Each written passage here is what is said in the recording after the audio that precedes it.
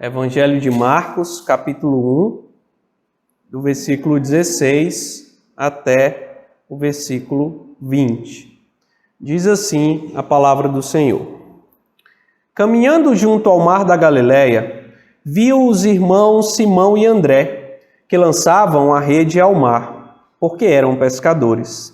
Disse-lhes Jesus: Vinde após mim, e eu vos farei pescadores de homens.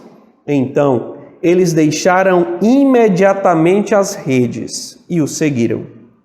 Pouco mais adiante, viu Tiago, filho de Zebedeu, e João, seu irmão, que estavam no barco, consertando as redes. E logo os chamou, deixando eles no barco, a seu pai Zebedeu com os empregados, seguiram após Jesus. Amém. Senhor Deus, Deus que se revela a nós através do Teu texto sagrado, da Tua palavra. Venha, ó Deus, falar conosco agora. Nos exortar, nos confortar, nos encorajar a continuarmos Te seguindo como os Teus discípulos.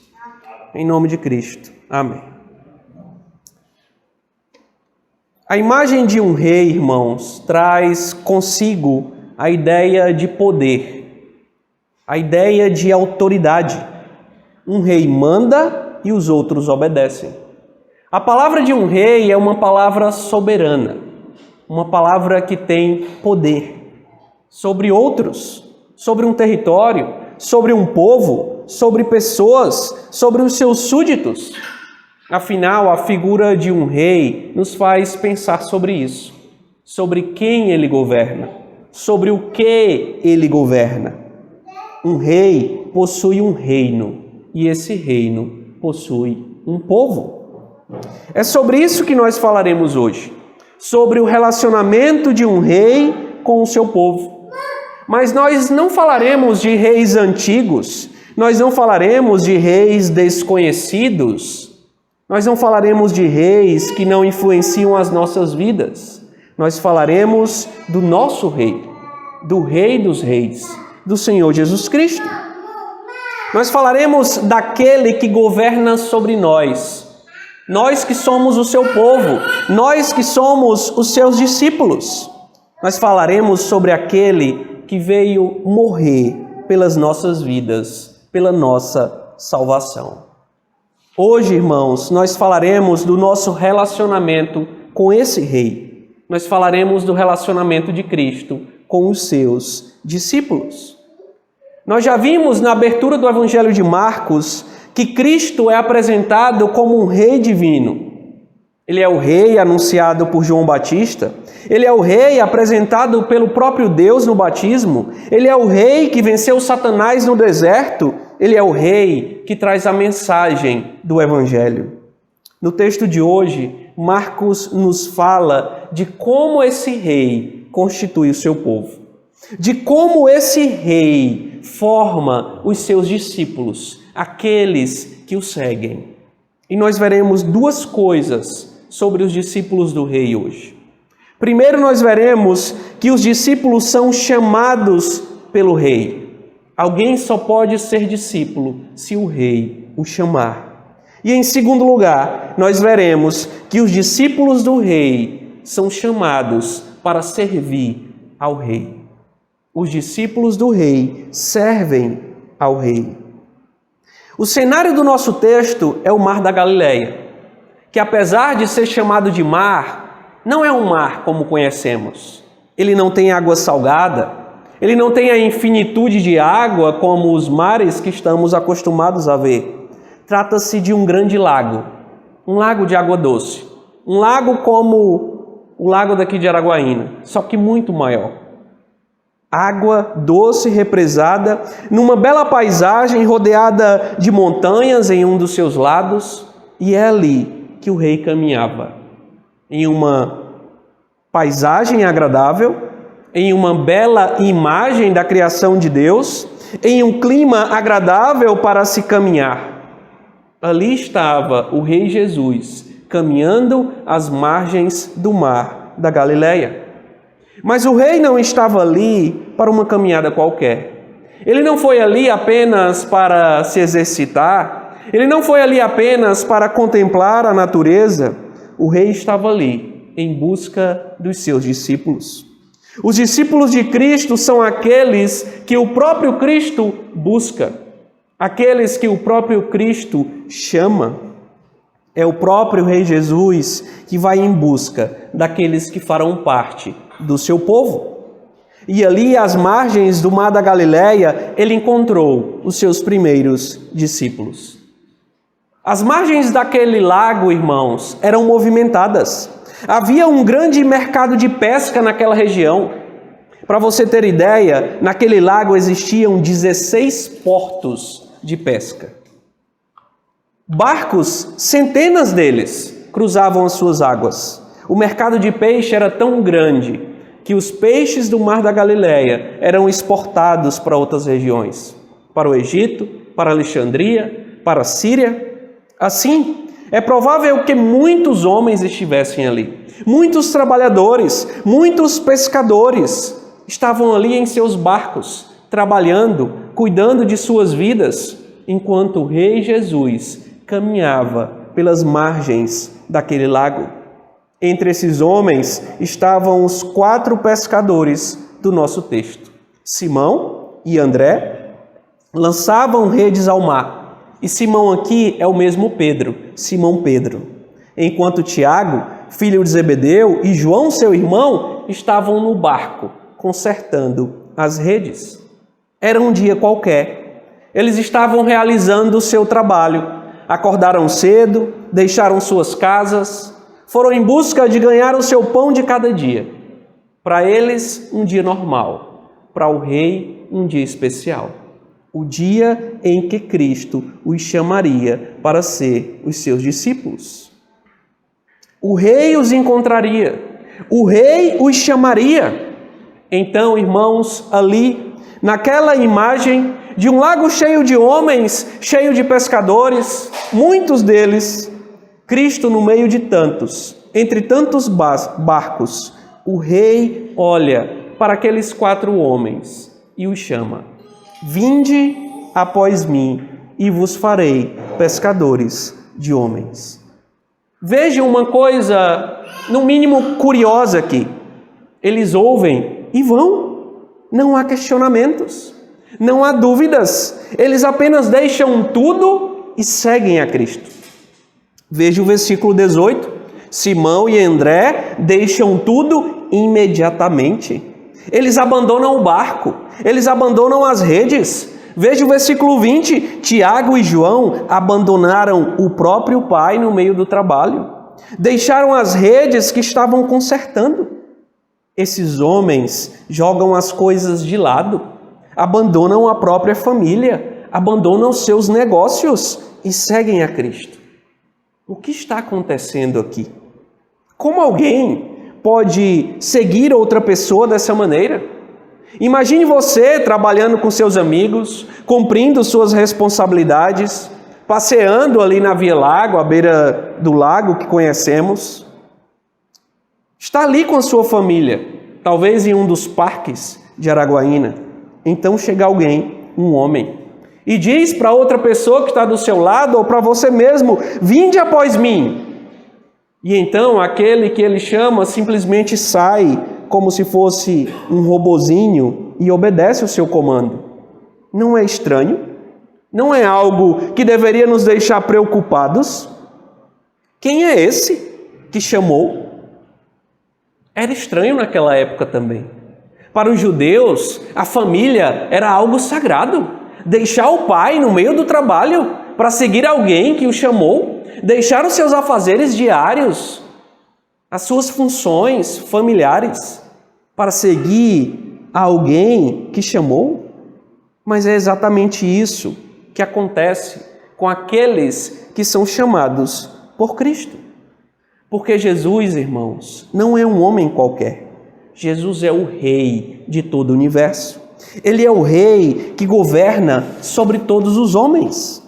Mas há alguns que ele governa de um modo especial. Há alguns que ouvem a sua voz e o seguem. E eles o seguem porque a sua voz é poderosa. A sua palavra é um santo imperativo que move os nossos corações para segui-lo. Não foi assim conosco? Um dia nós estávamos por aí vivendo as nossas vidas, caminhando pelo mundo, cuidando em nossos trabalhos, em nossos afazeres, cuidávamos da vida como se a vida fosse apenas esta vida, como se a vida fosse apenas esta terra. Vivíamos como esses pescadores, até que um dia qualquer, um dia que seria um dia normal para a nossa existência, o Rei Jesus nos encontrou. Nós fomos encontrados por Ele. Ele nos chamou para segui-lo e nós deixamos tudo e o seguimos. E nós deixamos tudo de lado e seguimos o Rei. Mas não seguimos como um robozinho programado para isso, como alguns pensam. Nós o seguimos porque Ele é o Rei. Porque a sua voz nos arrancou de onde nós estávamos e nós o seguimos. Nós o seguimos porque Jesus, além de ser o Rei, Ele também é o bom pastor. E o bom pastor, quando Ele fala, as suas ovelhas ouvem a sua voz, como Ele mesmo disse. Ele é o bom pastor. E nós ouvimos essa doce voz que Ele nos falou um dia: vinde após mim. E nós fomos. Nós o seguimos porque somos as suas ovelhas. Nós, irmãos, como aqueles pescadores, seguimos a Cristo porque sua voz é cativante. É a voz do nosso Salvador. Ele não veio para nos deixar sem vida, para nos deixar sem família. Ele veio para nos dar vida, vida eterna. Ele veio para nos dar uma família muito maior, a sua igreja, o seu povo. Agora fazemos parte da família de Deus. Mas a nossa tendência é começar a perguntar: por quê? Por que nós? Por que Ele nos chamou e não chamou o pescador do barco seguinte? Por que Simão e André e não Marcelo e Leonardo? Por que Pablo e Jânio e não fulano e Beltrano? Por que nós queremos saber o que há de diferente em nós? Nós queremos encontrar alguma explicação que esteja em nós mesmos. Será que eu pescava melhor que os outros? Será que eu jogava a rede melhor do que os outros? Será que minha família era melhor do que as demais? Talvez eu fosse alguém mais correto, mais inteligente. Nós queremos ter um mérito nessa questão. Nós queremos achar um motivo em nós mesmos. Mas a verdade é que nós estamos fazendo a pergunta errada. Não há nada de diferente. Nós estamos entre muitos, seguindo a vida como todo mundo. Nós somos como os demais pescadores. E nós pescamos muito bem. Nós pescamos pecados. E nós somos muito bons nisso. Nós somos exímeis pecadores, como todos os outros. Todos culpados de suas faltas, todos distantes do Rei, ninguém o conhecia. Questionar o que há em nós é fazer a pergunta errada. Não se trata do que há em nós, mas do que há nele. Não se trata de quem é chamado, mas daquele que chama. O chamado do Rei fala sobre quem ele é, não sobre quem nós somos.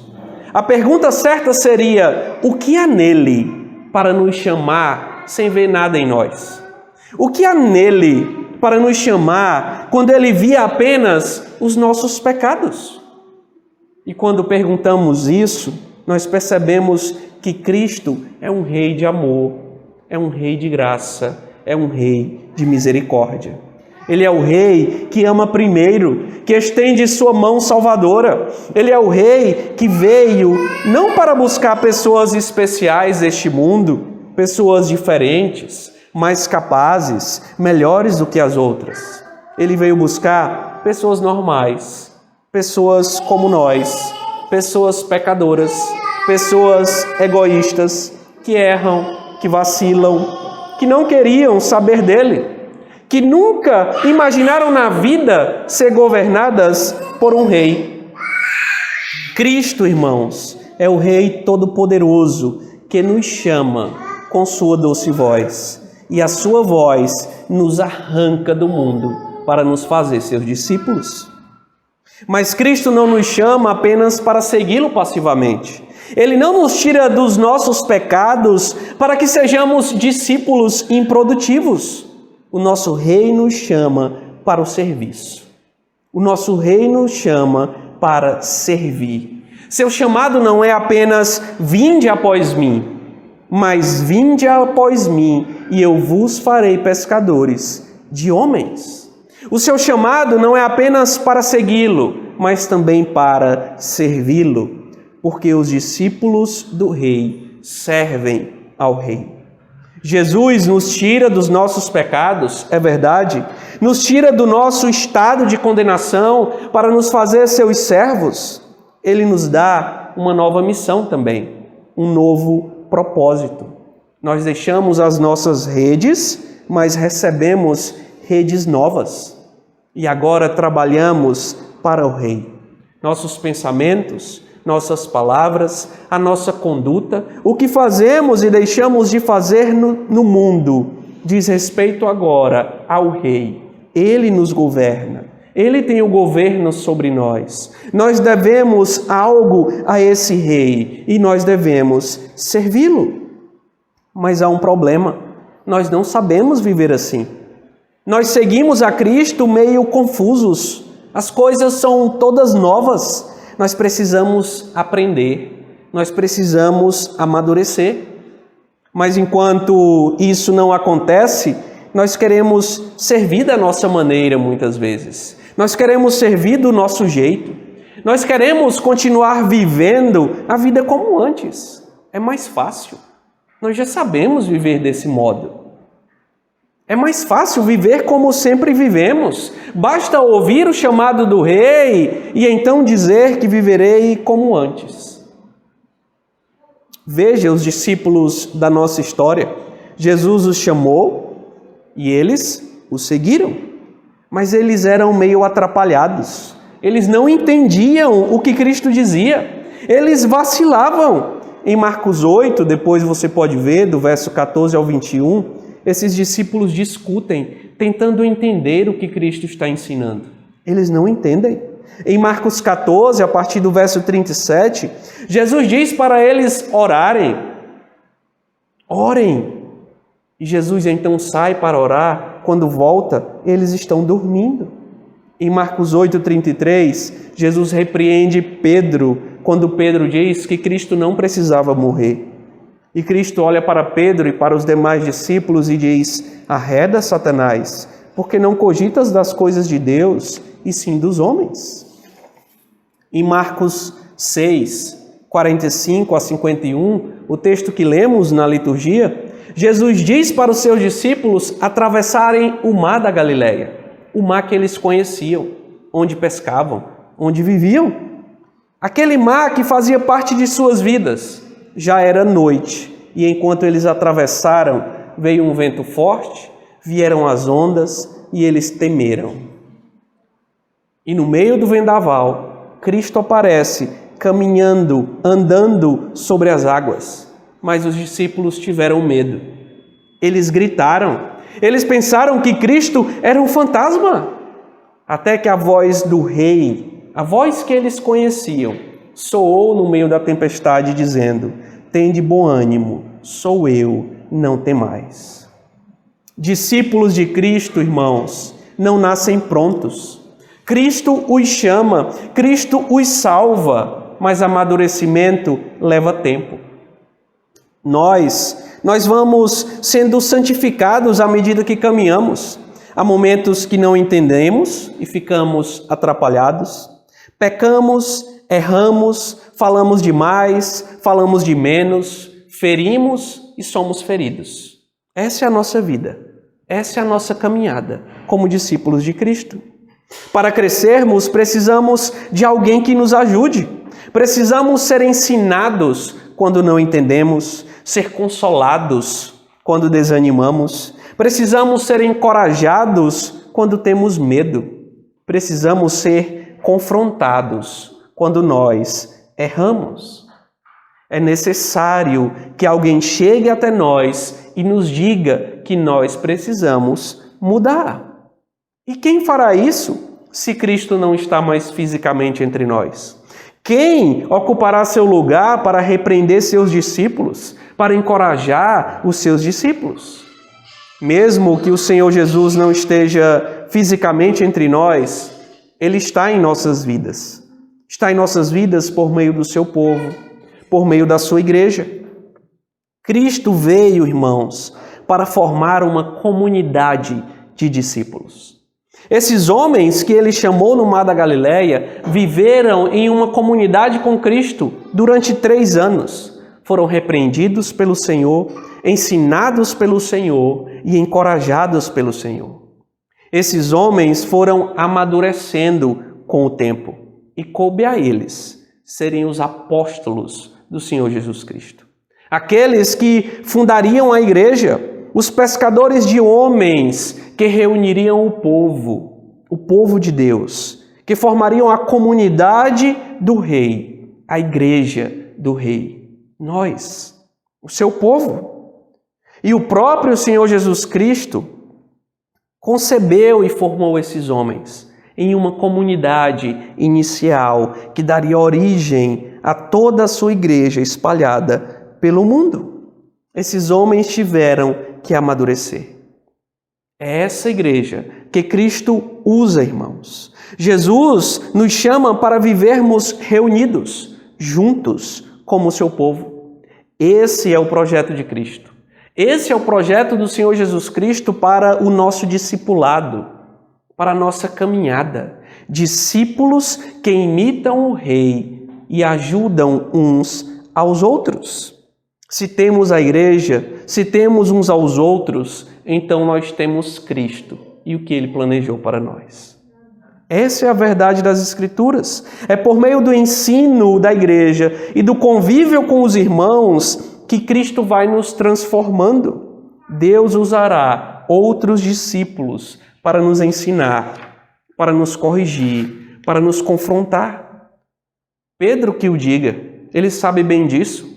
Se você ler Gálatas, você verá Pedro sendo confrontado, Paulo citando essa ocasião ali em Gálatas também, do confronto que ele fez a Pedro, quando Pedro defendeu algo que Cristo não tinha ensinado. Quando Pedro vacilou contra o ensino de Cristo, Paulo o exortou, Paulo o corrigiu, Paulo o repreendeu.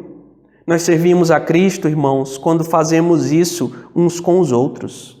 Foi Ele mesmo que disse em Mateus 18,15 que nós, quando virmos um irmão pecar contra o outro ou contra nós mesmos, nós devemos ir a esse irmão e repreendê-lo. É ordem do Senhor. Essa é a vida da igreja. Uma vida em que Cristo, como nosso bom pastor, usa a vida de outros para conduzir as nossas vidas.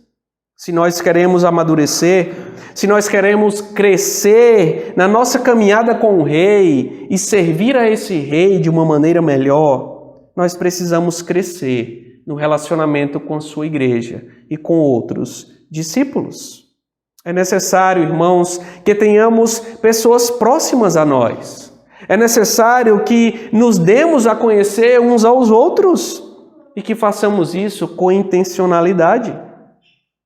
É assim que nós vamos aprender dos outros o que não sabemos. É assim que nós seremos alertados de pecados que nem mesmo percebíamos ou conhecíamos ou sabíamos que era pecado contra Deus. Pecados que muitas vezes já foram vencidos por outros, que outros já viram em suas vidas, já venceram com a ajuda de Deus e que nós não estamos vendo, mas que o irmão que conhece aquele pecado e que já venceu aquela batalha irá nos chamar a atenção e lutar conosco para vencermos também. Isso é igreja, uma comunidade de pessoas incompletas que recebem de Deus uma missão de seguir a Cristo, mas que não podem fazer isso sozinhas. Então Cristo dá a elas outros discípulos que completam as suas vidas. Aqueles que querem amadurecer em Cristo devem se aproximar da sua igreja e do seu povo. É isso que Deus nos mostra em sua palavra. É na igreja também que nós encontramos o encorajamento que precisamos para continuar a nossa caminhada, para continuar o nosso discipulado com Cristo e com outros. É na igreja que encontramos força para os momentos difíceis da vida, para as lutas, para os sofrimentos da nossa caminhada, para os pecados que vêm sobre nós. E às vezes essas lutas mexem tanto conosco, com o nosso ser, que nós duvidamos do Rei, nós esquecemos dele. Nossa vista, como a dos discípulos no barco, fica embaçada pelo vento, pelas ondas, pela tempestade. E nós pensamos que Deus não passa de um fantasma. Nós pensamos que Deus nem sequer existe, que Ele não pode nos ajudar. Talvez você já tenha tido essa sensação de duvidar de Deus, de se perguntar se realmente há um Deus, de imaginar que Deus não passaria de uma miragem, de uma invenção, de uma assombração. Nós somos capazes de pensar isso.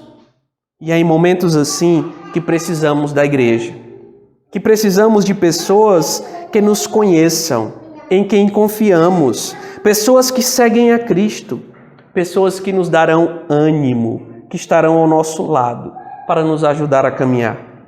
Pessoas que serão a voz do próprio Rei dizendo: "Tende bom ânimo, sou eu, não temais." E pela boca de outros discípulos nós ouviremos a voz do próprio Rei que um dia nos chamou como suas ovelhas para cuidar de nós. Pessoas, irmãos, assim nos fazem ver o Rei outra vez. Pessoas assim nos fazem voltar para os braços do bom pastor que um dia nos chamou para segui-lo.